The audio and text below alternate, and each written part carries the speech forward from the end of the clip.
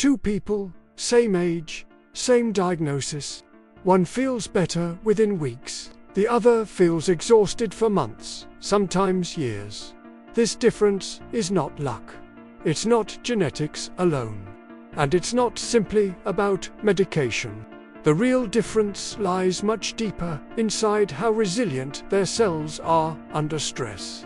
In this video, you'll understand why recovery is fast for some people, painfully slow for others, and what your cells are actually doing when healing stalls. Have you ever noticed this?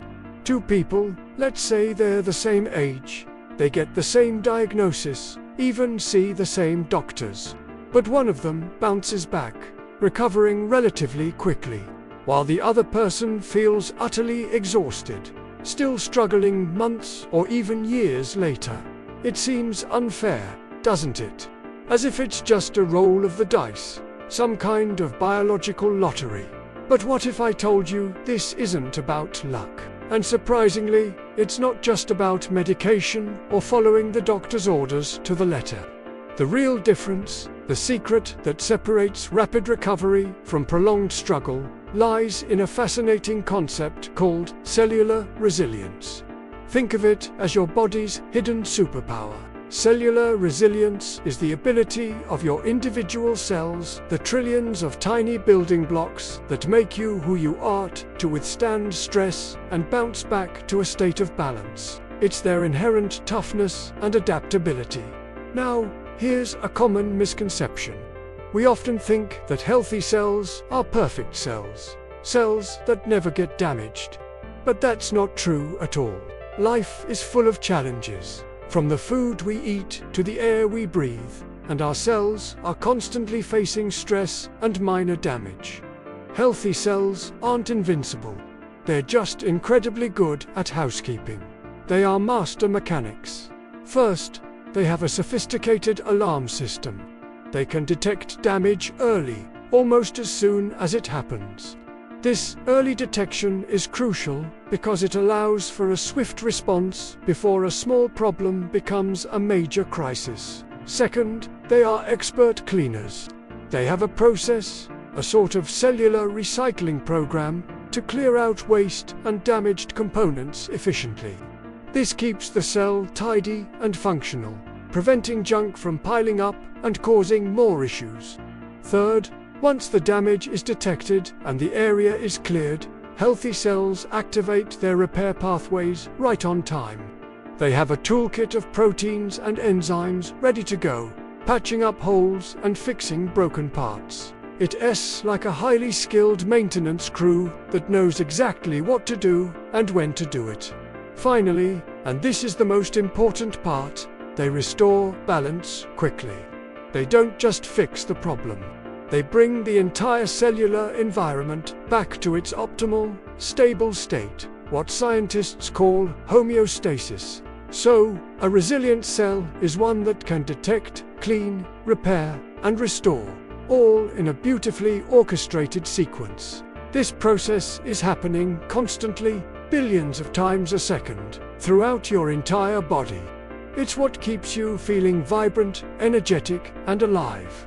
But here's the catch. There is a silent saboteur, a hidden disruptor that can grind this entire elegant process to a halt. And that disruptor is chronic, low-grade inflammation. Now, when you hear inflammation, you might think of a sprained ankle, red, swollen, and painful. That's acute inflammation, and it's actually a good thing. It's your body's immediate, life-saving response to injury or infection. It's the first responder rushing to the scene. But the inflammation I'm talking about is different.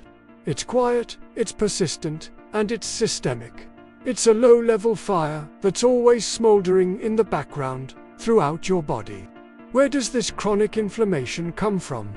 It's often the result of modern life. It can stem from long-term emotional stress, like a demanding job or a difficult relationship. It can come from poor sleep timing and not getting enough deep, restorative rest. It's fueled by inflammatory diets, full of processed foods, sugar, and unhealthy fats.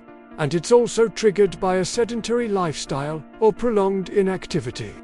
When your body is constantly exposed to these stressors, it stays in a perpetual state of high alert. This constant stress signal tells your body there's a persistent danger.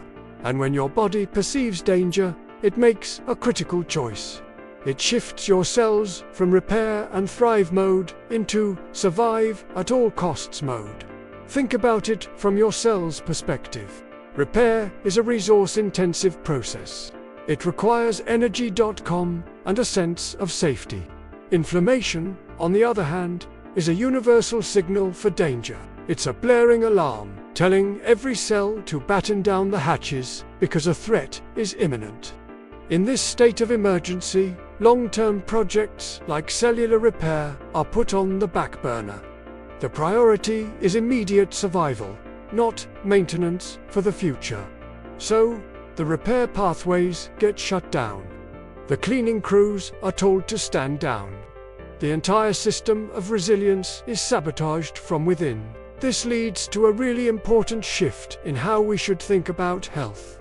So many of us believe that getting healthier is about adding more things. We add more supplements, we search for more interventions, we try more exotic superfoods, and we put in more effort at the gym. We're always looking for that one magic bullet to add to our routine. But if your internal environment is inflamed, if that low-grade fire is constantly burning, all those extra things might not work as you expect. It's like trying to have a very important, subtle conversation in the middle of a screaming rock concert. The repair signals sent by supplements or healthy foods get distorted or even completely drowned out by the noise of inflammation. The issue, more often than not, is not a deficiency of something you need to add. It's not that you're missing a particular vitamin or nutrient, although that can be a factor. The core problem is miscommunication at the cellular level. The lines of communication are jammed by the constant static of inflammation. Your cells are trying to do their job. They're trying to repair, but they can't hear the instructions clearly. This is why one person's body struggles to recover while another's bounces back. The person who recovers quickly has a less inflamed, more resilient cellular environment where repair signals are heard loud and clear. So, this brings us to the real million-dollar question. Once these repair systems have been quieted by chronic inflammation, can they be reactivated? Is it possible to turn them back on? Or is the decline, the slow accumulation of damage, an irreversible part of aging and illness? Is there a way to restore that elegant dance of detect, clean, repair, and restore? The answer to that is what we're going to explore in our next video. So make sure you join me tomorrow as we dive into whether these powerful, innate healing systems can be brought back online. Thanks for watching, and I'll see you then.